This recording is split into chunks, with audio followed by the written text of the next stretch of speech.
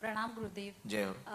कहा जाता है कि ब्रह्म मुहूर्त में देवी देवता निकलते हैं तो ज्यादातर इंसान सोता रहता है, पर मेरा ये प्रश्न ये है कि 2 महीने से मैं ब्रह्म मुहूर्त में ही उठ रही हूँ, क्या कोई प्रभु का संदेश है जो मुझे उठा रहा है?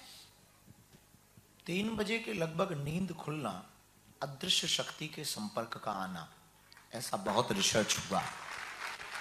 कोई चेतन आत्मा बहुत कनेक्ट जब हो जाती है, सिद्ध आत्मा या सिद्धि की आत्मा या कोई भगवत प्रेरणा द्वारा आत्मा, तो वो 3 बजे के लगभग नींद खुलाती। तो 3 बजे नींद यदि रोज खुले तो उसको आप ऐसे ही ना समझें, नॉर्मली ना समझें, कुछ बड़ा संकेत है।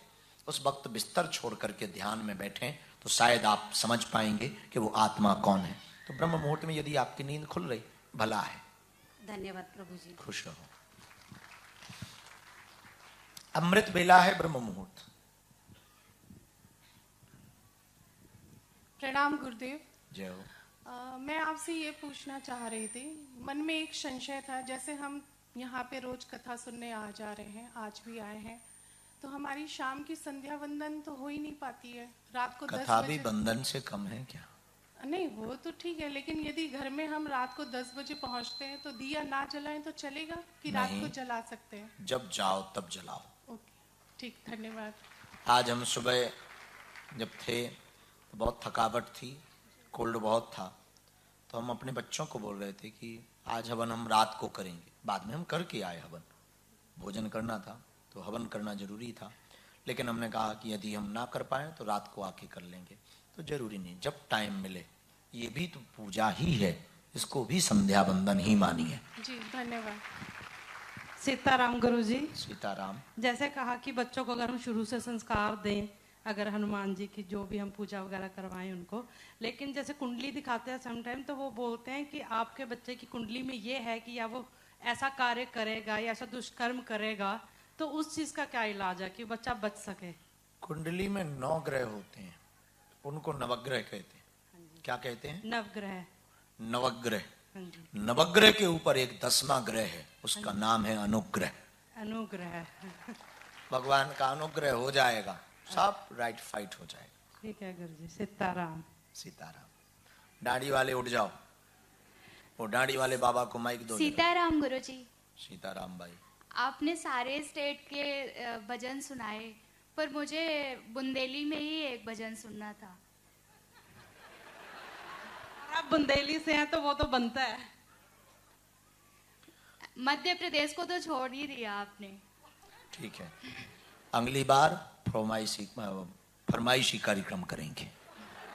धन्यवाद गुरु जी। विनोद कर रहे हैं, गाएंगे बाद में। सीताराम गुरु जी। सीताराम। क्या नाम है तुम्हारा? प्रांजलि। प्रांजलि बोलो। मैं ना एक राम जी और हनुमान जी का भजन गाना चाहती हूँ। बेटा बाद में गा लेना, सब आज भजन ही वाले आए। वही हम कहें कि इतने भजन क्यों आज हमसे निकल रहे हैं। चलो अभी आप यहाँ आ जाओ, तब तक हम प्रश्नोत्तरी कर लें, फिर सुना देना।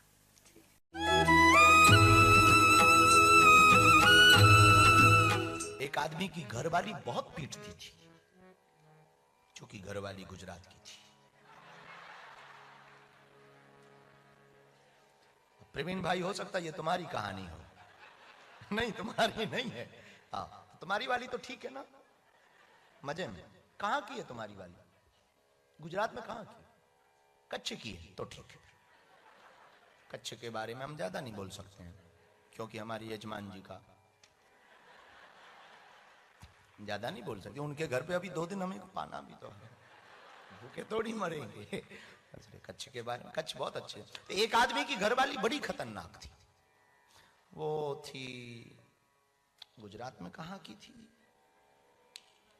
कच्छ हो गया, भुज हो गया, अरे बड़ोदरा की थी, पर थी गुजरात की।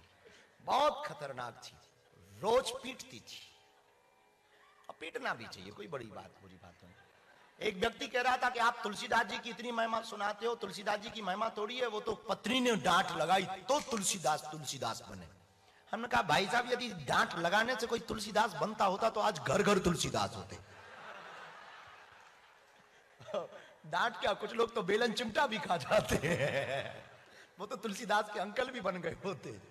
तो बाबा तुलसीदास आता, डांट का तो ठीक है। तो उसकी घरवाली बड़ी खतरनाक थी, रोज होती है। बड़ोदरा की थी, नाम मुन्नी बहन था। मुन्नी बहन, बेचारा बड़ा परेशान रहता था। तो एक दिन हमें मिला वो आदमी, वो भी गुजरात का था। तो हमने कहा कि एक बात बताओ, तुम्हारी घरवाली इतनी खतरनाक है, फिर भी तुमने माला जपना नहीं छोड़ा, फिर भी तुमने भजन करना नहीं छोड़ा। उसने जवाब तो करोड़ों का दिया। बोला भला हुआ जो घरवाली ऐसी मिली। हम कहा क्यों? बोले यदि बढ़िया होती, प्रेम करती, तो हम उससे प्रेम ना कर पाते। तो जिन जिन की घरवालियां खतरनाक हों,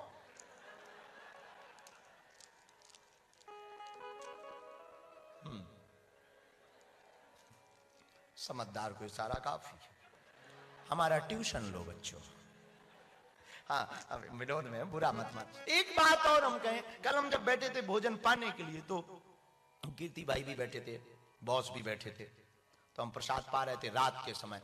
एक बड़ी मजेदार बात कही हमें। तो खैर देखो, अगर यदि कोई भगवत भक्त ना हो ना, तो ज्यादा माथा पच्ची मत करो, 2-4 बार समझाओ। जब वो ना समझे ना, तो खुद को समझाओ, हाँ, कि ये नहीं समझेगा। ज्यादा उसके ऊपर एनर्जी खराब मत करो, भरोसा रखो भगवान पर। तो यदि कोई नहीं माना, क्या करोगे साहब? ठीक है, भगवान की ये भी इच्छा है।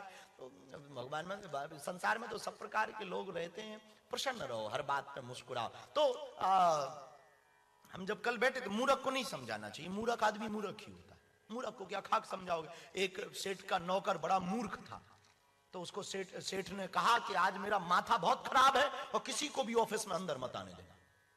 मैं अकेला बैठूंगा, अकेला चाय पीऊंगा, अकेला रहूंगा, और 2 घंटे तक कोई नहीं आना चाहिए। तो नौकर ने कहा कोई है नहीं? बोले है नहीं। अब फैमिली मेंबर? कोई नहीं। तो बोले यदि फैमिली मेंबर आऊं तो मैं क्या बोलूं? बोले कुछ नहीं बोलना, कोई कहे कि मैं भाई हूं तो कह देना। तो ऐसे तो रोज दिन भर भाई आते हैं और सब भाई ही बताते हैं। बोले ठीक। अब वो बैठ गया अंदर, भाई तो नहीं आया, घर वाली आई। और नौकर चूंकि मूर्ख था, तो इसने बुद्धि लगाई नहीं। तो घरवाली ने कहा कि मैं जाऊंगी। ये बोला जा तो नहीं सकते, साहब ने रोका है। बोला मैं तो जाऊंगी। तो उसने कहा नहीं जा सकते, साहब ने रोका है। अरे बोले मैं घरवाली हूं। बोले ऐसे तो दिन भर यही बोल कर आती।